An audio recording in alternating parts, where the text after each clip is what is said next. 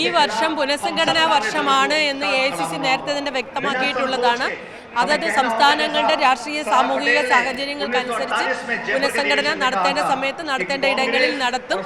അതോടൊപ്പം തന്നെ നമ്മുടെ മുഖ്യ അജണ്ട എന്ന് പറയുന്നത് രാജ്യം ഭരിക്കുന്ന ഫാസിസ്റ്റ് ഗവൺമെന്റിന്റെ ഫാസിസ്റ്റ് നയങ്ങൾക്കെതിരായി ശക്തമായ പോരാട്ടം നടത്തുക എന്നുള്ളതാണ്. ഈ വർഗീയത മുന്നിൽ നിർത്തിക്കൊണ്ട് BJP അധികാരത്തിൽ വന്ന ഈ ഗുജറാത്തിന്റെ മണ്ണിൽ നിന്ന് 64 വർഷങ്ങൾക്ക് ശേഷം ഈ AICC സമ്മേളനം നടത്തുമ്പോൾ തീർച്ചയായും അതൊരു വലിയ ഊർജം തന്നെ രാജ്യത്തെ മതേതര രാഷ്ട്രീയ പ്രസ്ഥാനങ്ങൾക്കുണ്ടാകും. സർദാർ പട്ടേൽജിയുടെ 150ാം ജന്മദിനത്തിലും മഹാത്മജി കോൺഗ്രസ് പ്രസിഡന്റായതിന്റെ 100ാം വാർഷികത്തിലും നിന്നുകൊണ്ട് ഈ മണ്ണിൽ നിന്ന് സമ്മേളനം നടക്കുമ്പോൾ രാജ്യമെമ്പാടും മതേതര ജനാധിപത്യ മൂല്യങ്ങൾക്ക് അത് നൽകുന്ന ആവേശം ചെറുതല്ല.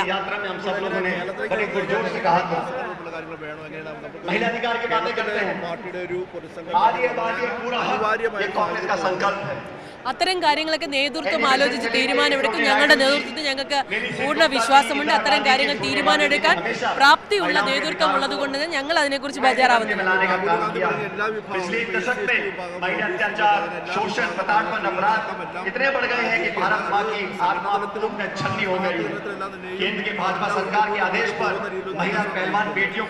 തീർച്ചയായും ഇൻക്ലൂസീവായിട്ട് എല്ലാവരെയും ഉൾപ്പെടുത്തി, അതാണല്ലോ കോൺഗ്രസിന്റെ കൾച്ചർ എന്ന് പറയുന്നത്.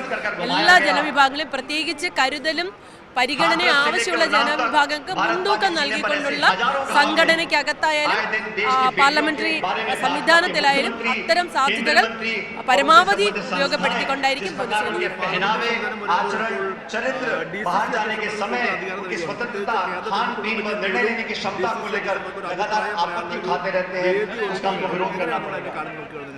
വളരെ പ്രതീക്ഷയോടുകൂടി കാണുന്നത്.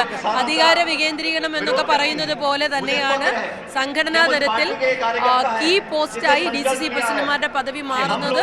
അത് കാലഘട്ടത്തിനനുസരിച്ചുള്ള മാറ്റമാണ്. ആ മാറ്റത്തെ സ്വാഗതം ചെയ്തു.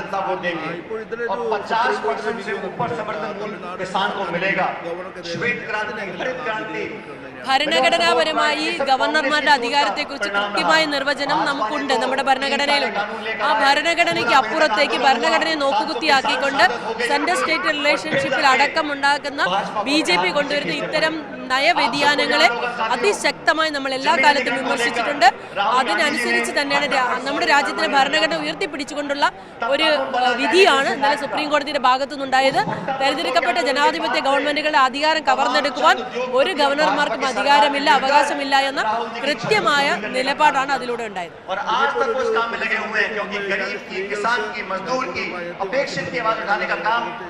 തീർച്ചയായും സ്ത്രീകൾക്ക് നമ്മുടെ കേരളത്തെ സംബന്ധിച്ച് ജനസംഖ്യയുടെ പകുതിയിൽ കൂടുതലുള്ളവർ സ്ത്രീകളാണ്.